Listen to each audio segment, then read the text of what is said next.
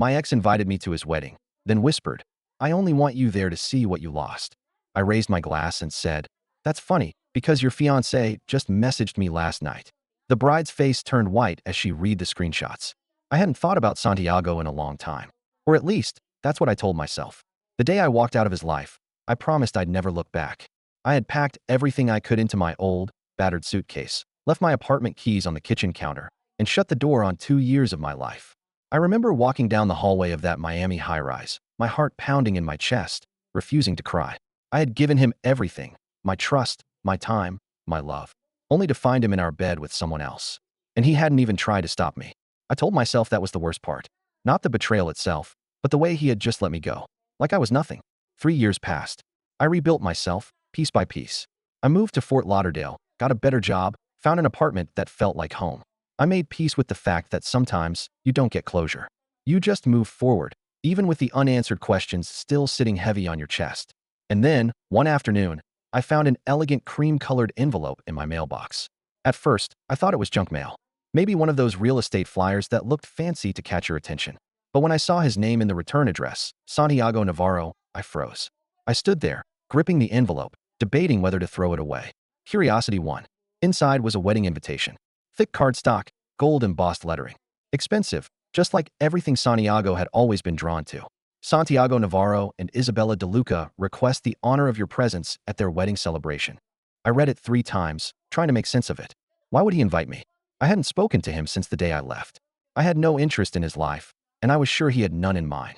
But here it was, an invitation, as if we were old friends who had simply drifted apart instead of former lovers who had ended in disaster. I should have ignored it. I knew that. But then, a message popped up on my phone from an unknown number. Santiago, you'll regret it if you don't come. I stared at the screen, a sick feeling curling in my stomach. Maybe that's why I went. Not for closure. Not for him. But because I knew Santiago. And I had a feeling this wasn't just about a wedding. The venue was breathtaking. A Spanish-style villa in Miami, overlooking the ocean. The kind of place that costs more money than most people see in a lifetime. It was early evening when I arrived, the sky streaked with orange and pink. Guests were already mingling, dressed in designer gowns and expensive suits. I recognized some of them. Old friends of Santiago's, people I had met at parties back when I was still his. I walked in like I belonged there, even though I felt like an intruder. A waiter passed by with a tray of champagne. I took a glass, letting the bubbles fizz against my lips as I scanned the crowd. I wasn't sure what I was looking for, him maybe. Some kind of sign that this was a mistake. And then, as if sensing my thoughts, I felt someone step up beside me. I didn't need to turn to know who it was. Didn't think you'd actually show, Santiago murmured. His voice was the same. Low, smooth, always carrying that edge of amusement, like life itself was just a game to him. I finally turned to face him. He hadn't changed much. Maybe a little older, but still just as polished. Dark hair slicked back, crisp white tuxedo that looked custom-made. He held a glass of whiskey in one hand, fingers wrapped around the crystal like he owned the world. I lifted my champagne in response. Neither did I. He chuckled, taking a slow sip of his drink. His eyes ran over me, a smirk tugging at the corner of his lips. You look good, he said. I ignored the comment. Why am I here, Santiago? His smirk widened. He leaned in slightly, just close enough that only I could hear. I only wanted you here to see what you lost. I stared at him. For a second, I almost laughed. The sheer audacity of this man. I tilted my head, letting the silence stretch between us before I finally spoke. That's funny, I said slowly, setting my glass down on a nearby table. Because your fiancé just messaged me last night. I watched it happen, the shift in his expression. It was quick, just a flicker of something unreadable in his eyes, but I caught it. A muscle in his jaw tensed. Isabella, he said, voice carefully neutral. I pulled out my phone, unlocking the screen with a few taps. Yeah, I murmured. Let's read it together, shall we? And then, right there, in the middle of his wedding, I held up the messages for him to see. Isabella, I don't know if I'm crazy for messaging you, but I need to ask, did he cheat on you? Isabella, I have this horrible feeling. He swears he never would, but something feels off. Please, be honest with me. I had stared at that message for a long time before replying. I had debated ignoring it, letting her figure it out on her own. But I knew what it was like to be in her shoes. So, I told her the truth. I sent screenshots of old texts, pictures, proof of the women he had strung along behind my back. I told her how it felt, that gut-wrenching realization that the person you love is a lie. And she had seen it. Santiago took a slow breath, his fingers tightening around his glass. He wasn't smirking anymore. Before he could speak, a voice cut through the air. Is it true? The crowd shifted. Heads turned. Isabella stood a few feet away, still in her wedding dress. a phone clenched in her hand. I watched as the color drained from Santiago's face. She had read everything, and she wasn't smiling. The silence that followed was suffocating. Guests who had been laughing and sipping their drinks just moments ago now stood frozen, their conversations cut off mid-sentence. I could see it in their faces: confusion, curiosity, discomfort. No one knew exactly what was happening, but they knew it wasn't good. The air in the villa had shifted, tension creeping into every corner like an invisible force.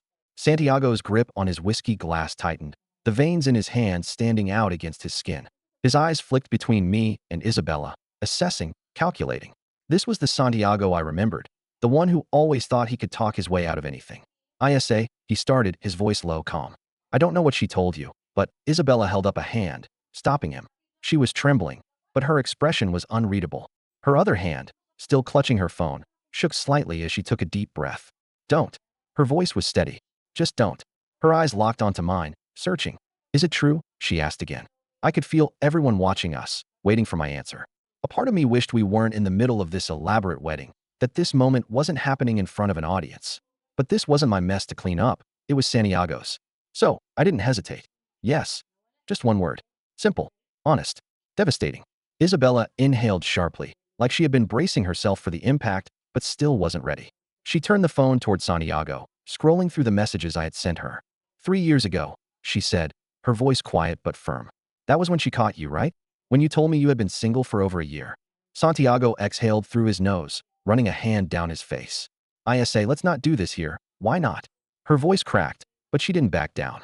"Why not? Everyone here knows what kind of man you are, don't they?" She turned, looking around at the guests, her family, his family. "Or did you lie to them too?"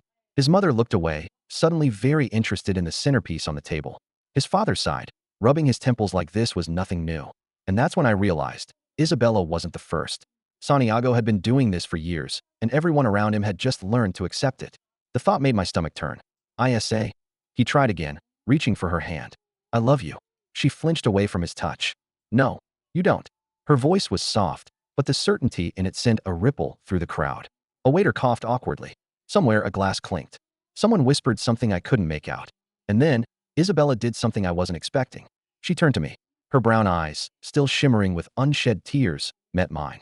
"Did you love him?" she asked. The question caught me off guard. I could have lied. I could have told her I had never really cared, that Santiago had been nothing more than a mistake. But the truth was more complicated than that. "Yes," I admitted. "I did." Isabella swallowed hard, nodding slightly. "And he still did this to you." She wasn't just talking to me anymore. She was talking to herself. Processing. Connecting the dots. I didn't say anything. I didn't need to. Santiago's face hardened, his patience slipping. "Enough," he snapped, his voice cutting through the tension like a cayenne fay. He looked at Isabella, jaw tight. "You're overreacting." The words hung between them, heavy and dismissive. And just like that, I saw it. The shift in her expression, the last bit of uncertainty slipping away. Something inside Isabella had snapped. She stared at him, the man she had been about to marry, and I saw the realization settle in. The kind of realization that doesn't just hurt, it changes you. She straightened her spine. Then, slowly, deliberately, she slipped the engagement ring off her finger. The diamond caught the light as she held it between her fingers, staring at it for a moment. Then she looked back at Santiago, and without a word, she let the ring fall to the marble floor. The sound of it hitting the ground was deafening. The ring hit the floor with a sharp, metallic clink, rolling once before coming to a stop near Santiago's perfectly polished shoe. The entire room held its breath. No one moved. No one spoke. Santiago's jaw twitched. His fingers curled into fists at his sides, but his face remained impassive, calculated, unreadable. That was his way. He never lost his temper outright. He controlled it, sharpened it into something colder, more dangerous. But Isabella wasn't looking at him anymore. She was staring at the ring, her breathing shallow, her lips slightly parted as if she couldn't quite believe what she'd just done. And then, something inside her seemed to shift. Her shoulders squared. Her expression hardened. When she spoke, her voice was soft, but it cut through the air like a blade. "Do you even feel guilty?" Santiago scoffed, shaking his head. "Isa, come on." "No," she snapped. "Don't do that. Don't act like I'm being dramatic, like I'm making something out of nothing. You cheated on her." She pointed at me. "And you lied to me. And God knows how many others." Somewhere in the crowd, a woman cleared her throat uncomfortably. A man near the bar looked away. People who had once been engaged in small talk now stood frozen, as if waiting for the next explosion. Santiago's expression darkened. He was losing control of the situation, and he knew it. He let out a sharp exhale, then turned to me, his gaze sharp. This is what you wanted, isn't it? His voice was quiet, but laced with accusation. I met his stare head on. No, I said simply. I just wanted the truth to be known. His nostrils flared slightly. You've always had a way of making yourself the victim. That made me laugh, not out of amusement, but disbelief. Right? Because I'm the one who wrecked your life? I shook my head. I didn't do anything, Santiago. You did this to yourself. He let out a bitter chuckle, shaking his head. You never could let things go. I opened my mouth to respond. But before I could, Isabella turned to him again, her expression unreadable. How many? Santiago blinked. What? How many women? She repeated, her voice eerily calm. How many have there been? Was it just her? She nodded toward me. Or are there others? Santiago ran a hand through his hair, exhaling through his nose. I say this is how many. Her voice cracked slightly on the last word, but she didn't waver. For a moment, I thought he wouldn't answer. I thought he'd find some way to spin this, manipulate the situation like he always did. But then, something unexpected happened. Santiago's shoulders relaxed, just slightly. And when he finally looked at Isabella, the mask slipped, just for a second. I don't know, he admitted. A sharp breath left her lips. A small, broken sound. That was it. That was all she needed to hear. For a moment, she just stood there, as if absorbing it. The weight of it. The finality. Then, without another word, she turned on her heel and walked away. The guests parted like the Red Sea as she moved through the crowd, the train of her wedding gown trailing behind her. Her bridesmaids hesitated for a moment, exchanging nervous glances before following after her, heels clicking against the marble floor. I watched her go, a strange, hollow feeling settling in my chest. Santiago didn't call after her. He didn't chase her. He just stood there, his jaw tight, his hands in his pockets, staring at the ring on the floor. And then, slowly, he lifted his gaze to me. I could see it now, the cracks in his carefully constructed facade. The anger, the frustration, the humiliation of being exposed. This isn't over, he murmured. I tilted my head slightly. Oh, I think it is. And then, I turned and walked away, leaving Santiago standing in the wreckage of his own making. But the night wasn't over yet. I walked through the crowd, feeling the weight of 100 eyes on me. Murmurs rippled through the guests, hushed voices trading whispers behind raised champagne glasses. Some looked away when I passed, pretending they hadn't been watching. Others openly stared, fascinated by the unraveling spectacle. At another time in my life, I might have felt self-conscious, embarrassed, even. But tonight, there was nothing left to feel but a quiet, simmering satisfaction, not because I had wanted to ruin Santiago's wedding, but because, for once, the truth had spoken louder than his lies. I made my way toward the open-air terrace, needing a moment to breathe. The salty Miami air hit my face as I stepped outside, the waves crashing against the shore below. Lanterns flickered along the villa's perimeter, casting soft golden light over the ocean front. It should have been a beautiful night. It should have been Isabella's night. I leaned against the railing, exhaling slowly, trying to untangle the knots in my chest. My heart was still pounding, my body still buzzing with the adrenaline of it all. I had no regrets about what had happened, but that didn't mean I wasn't exhausted. Then, I heard footsteps behind me. I turned, half expecting Santiago, ready for another round of his manipulations. But it wasn't him. It was Isabella. Her wedding dress was slightly askew now, the delicate beading catching the moonlight. Her hands were still trembling, but her face was something else entirely. She looked lighter. Not happy, not yet, but free. For a long moment, we just stared at each other. The waves crashed below us, filling the silence. Then, finally, she spoke. I almost married him. The words came out in a breathless, almost dazed whisper. I nodded. Yeah. She let out a shaky laugh, pressing a hand to her forehead. God, I feel so f-king stupid. You're not stupid, I said quietly. She scoffed. Aren't I? He told me he had never cheated. He told me I was different. And I believed him. Even when I had that awful, gnawing feeling in my stomach. Even when I caught little lies. She exhaled sharply. I thought love was supposed to be about trust. I hesitated. It is. She laughed again, this time more bitter. Then why does it feel like the people we love are the ones who lie to us the most? I didn't have an answer for that. She turned toward the ocean, gripping the railing, her fingers pale against the wood. I don't even know why I texted you, she admitted. I think I just needed someone to tell me I wasn't crazy. I swallowed, thinking about all the nights I had spent second-guessing myself, telling myself that maybe I had overreacted, that maybe Santiago had made a mistake and would change, that I was the problem. She wasn't crazy. She had just been with a man who made her feel that way. I'm glad you did, I said. She turned to me then, studying my face. You loved him, she said. It wasn't a question. I nodded. Yeah. She searched my expression for a moment longer before looking away. How did you get over it? I hesitated. I didn't. Not right away. I had to unlearn everything I thought I knew about love. I let out a breath. And about myself. She was quiet for a long time, staring down at the waves. Then, in a voice barely above a whisper, she asked, "Does it ever stop hurting?" Something in my chest ached at that. I thought about the nights I had cried in my apartment, the mornings I had woken up feeling hollow, the years it took to build myself back up after Santiago had chipped away at me, piece by piece.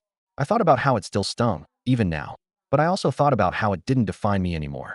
So, I gave her the only honest answer I could. One day, it won't hurt like this anymore. She nodded slowly, as if trying to absorb the words, to hold on to them. Then, before either of us could say anything else, a commotion erupted inside the villa. A man's voice, raised, sharp, angry. "Santiago." I sighed, running a hand through my hair. "Here we go." Isabella straightened, her expression shifting. Gone was the shaken bride-to-be. The woman who stood beside me now was something else. Someone stronger. She turned toward the villa, her jaw tightening. "I'm not running from him," she said. And with that, she walked back inside. I followed Isabella back inside, feeling the charged energy in the air before I even stepped through the villa doors. The atmosphere had shifted. This was no longer just an awkward, ruined wedding. This was a reckoning. Santiago stood in the middle of the ballroom, his tuxedo jacket unbuttoned, his tie slightly loosened. His whiskey glass was empty now, abandoned on a nearby table. His face was tight with barely restrained fury, his jaw clenched as he stared down at an older man, Isabella's father. "I expect an explanation," Mr. DeLuca was saying, his voice measured but firm. He had the kind of quiet authority that made people listen. "Is what she's saying true?" Santiago's lips parted, but before he could speak, Isabella stepped forward. "You want an explanation, Papa?" she said, her voice cutting through the murmurs. "Here's one. Santiago is a liar, a cheater, a manipulator." She turned to face the guests, her voice growing stronger. "And the only reason we're standing here right now is because I was too blinded by love to see what was right in front of me." A murmur rippled through the crowd. Some guests looked down, embarrassed, while others exchanged knowing glances. Santiago scoffed, shaking his head. "Isa, you're being dramatic." She whipped around to face him, fire in her eyes. "Dramatic?" She let out a hollow laugh. "You cheated on me, lied to me, and you invited your ex to our wedding just to rub it in her face. Who does that, Santiago?" His lips pressed into a thin line. "You're humiliating yourself." "No," she shot back. "I'm humiliating you." He stepped forward, lowering his voice. "This isn't the place for this." She raised a brow. "Why?" "Because people are watching." She gestured to the room. "Go ahead. Tell them all how I'm overreacting. Tell them how I imagined it all." She reached into her dress pocket. I hadn't even realized her gown had pockets until now, and pulled out her phone. And then, she airdropped the screenshots to the entire room. A collective ping echoed through the venue as phones buzzed and screens lit up. Guests gasped, some covering their mouths, others whispering in hushed, urgent tones. I watched as Santiago's face drained of color. He turned to Isabella, his voice tight. "You don't know what you're doing." "Oh, I do," she said. "I'm making sure everyone sees you for who you really are." A tense silence settled over the room as people scrolled through their messages. I didn't need to see what she sent. I already knew. The texts, the late-night calls, the flirtations with other women even while he was with Isabella. The proof was undeniable. And then, the final nail in the coffin. Isabella's father turned to Santiago, his face unreadable. "The wedding is off." Santiago's hands clenched at his sides. "Mr. DeLuca, you'll address me as sir," he snapped. His voice was low, steady, but it carried a weight that made even the most oblivious guests go silent. "You will leave. Now." Santiago let out a sharp breath, running a hand down his face. "This is ridiculous." "No, Santiago," Isabella said, her voice eerily calm. "You are ridiculous." And with that, she turned on her heel and walked away. People parted for her like the tide. The wedding guests, her guests, his guests, stared as she strode toward the grand doors leading out to the courtyard. For the first time, Santiago had no control, no words, no power. And then, as if the universe had been waiting for the perfect moment, the DJ, who had apparently been really enjoying the drama, pressed play on a song. "I Will Survive." The first notes of Gloria Gaynor's voice filled the room, and laughter erupted from the crowd. Someone started clapping. A few women cheered. And Isabella? She just smiled. I watched as she walked straight through the doors, stepping out into the night, her veil fluttering behind her. She wasn't crying. She wasn't shaking. She looked free. I exhaled, shaking my head in disbelief. Then, without looking back at Santiago, I grabbed a champagne flute from a passing waiter, lifted it slightly, and said, "To the bride." Laughter rippled through the crowd. People started drinking. Someone even called out, "To freedom." Santiago, humiliated, turned on his heel and stormed out, his fists clenched. And just like that, it was over. I took one last sip of my champagne, savoring the taste of victory, then set the glass down and followed Isabella outside. The night wasn't ruined. It had just been reclaimed. A week later, I sat across from Isabella at a small cafe in Coral Gables, sipping an iced latte as the Florida sun filtered through the palm trees. She looked different, lighter, somehow. The weight of Santiago's lies no longer clung to her. Do you regret it? I asked, stirring my drink. She thought about it for a moment, then shook her head. No, she said. I regret ignoring my gut for so long. But leaving him, she smiled, a real, genuine smile. That was the best decision I ever made. I nodded, watching as she took a bite of her croissant. It had been a whirlwind week. News of the wedding disaster had spread quickly among Miami's elite. Santiago had tried to do damage control, but there was no coming back from what had happened. Word had it that his father was furious. Apparently, Santiago's reputation mattered more to the family business than he thought. His business connections had started distancing themselves. Women who had once fallen for his charm now saw him for what he truly was. And Isabella? She wasn't hiding. She had spent the last few days at her parents' beach house, reflecting, healing, learning to embrace her future without him. I was thinking, she said, setting her fork down. I have this honeymoon ticket to Santorini.